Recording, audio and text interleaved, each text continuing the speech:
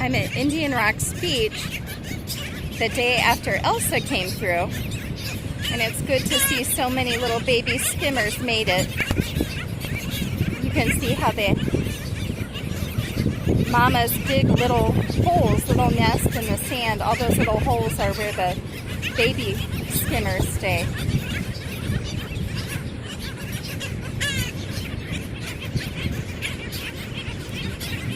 It's good to see so many of them made it through the storm.